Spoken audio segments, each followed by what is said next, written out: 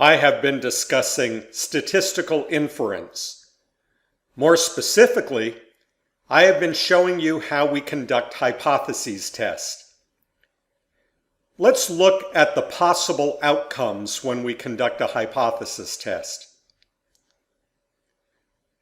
A researcher is either going to reject or retain a null hypothesis. Note the word retain. The researcher never accepts or proves the null hypothesis. If we do not reject the null hypothesis, we do not say that we have proved or accept or confirmed that hypothesis. You may wonder why that is. Well, it's because there are multiple null hypotheses for which our observed data is likely. There are many null hypotheses that we could test for which the null hypothesis would not lead to rejection. It wouldn't be correct to take one of these and say, we've proved this, when we get the same kind of an outcome for another one. So all we do is retain the null hypothesis. We don't accept or prove it. In this rejection or retention, the researcher may be making a correct decision.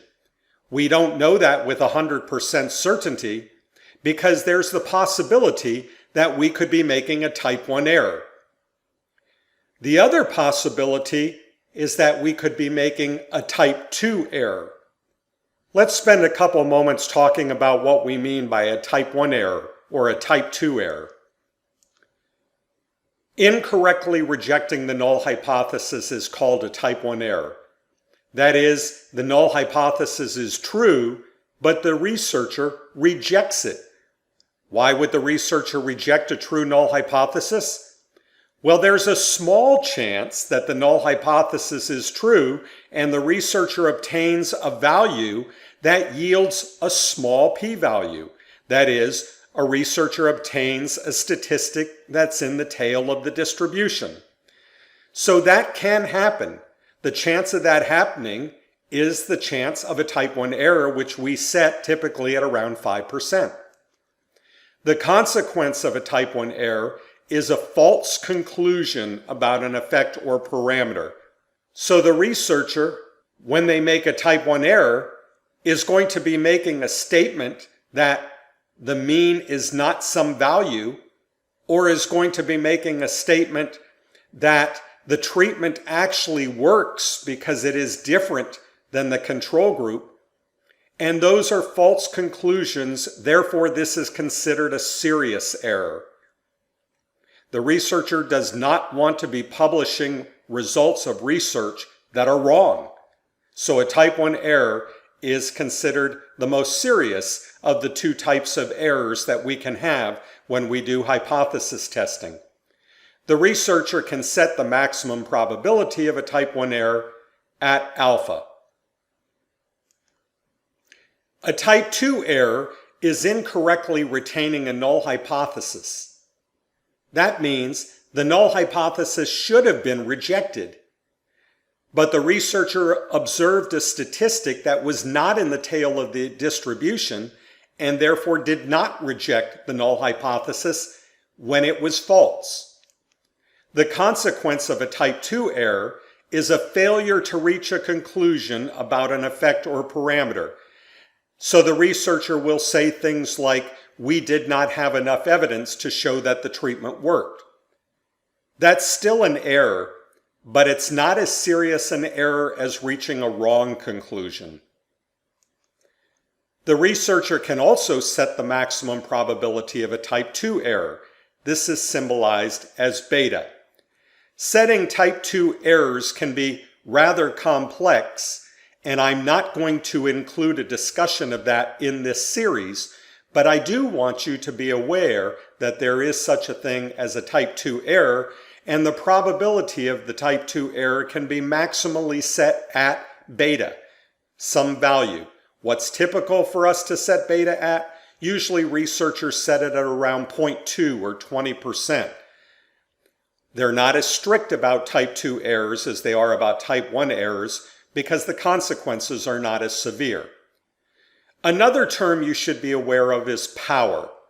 The power of a hypothesis test is the probability of rejecting a false null hypothesis.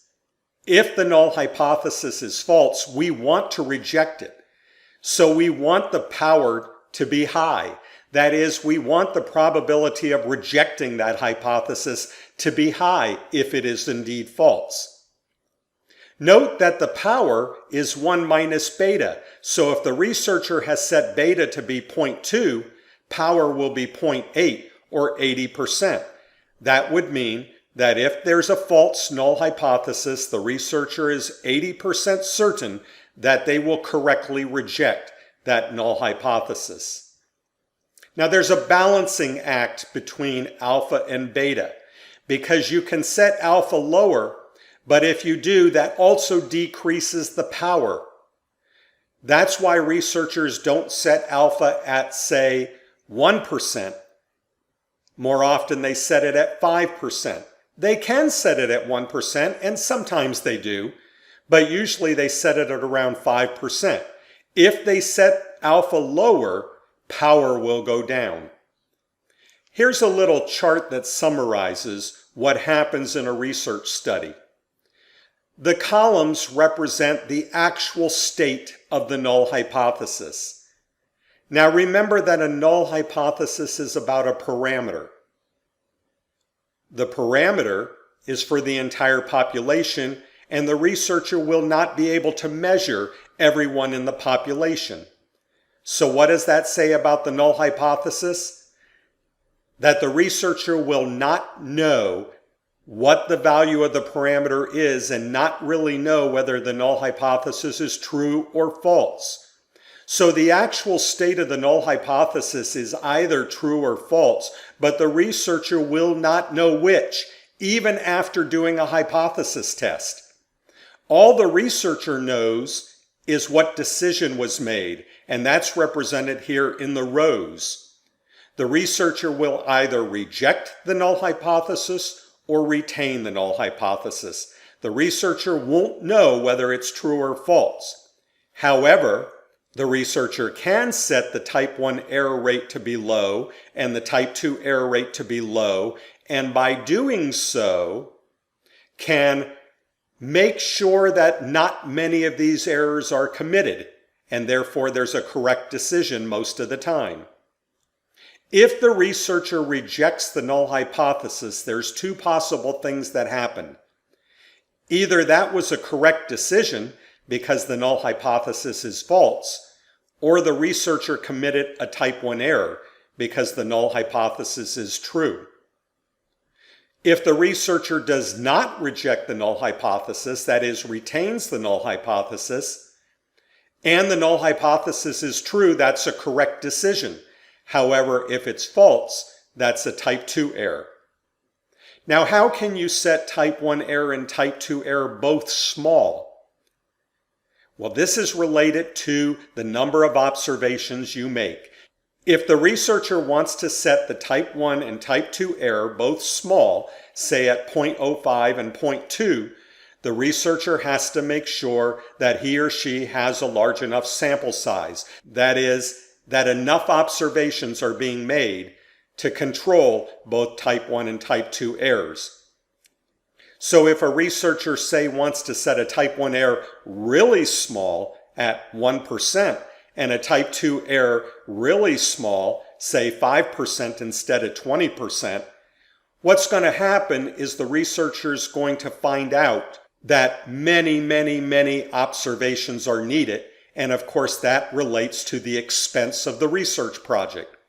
That is why there's this balancing act. There's a balancing act between type 1 error, type 2 error, and how many observations that you need, how big of a sample size you need. How to calculate power, how to calculate the sample size, those are advanced methods that are for another course. But what you need to know is what can happen when you reject the null or retain the null? What kind of error can be made if you're not making a correct decision? And you need to recognize that when you set the type 1 error small, say 5%, that the consequence of this is enough observations are going to be needed so that the type 2 error, that is, the probability that you don't reject a null hypothesis when you should, doesn't go too high.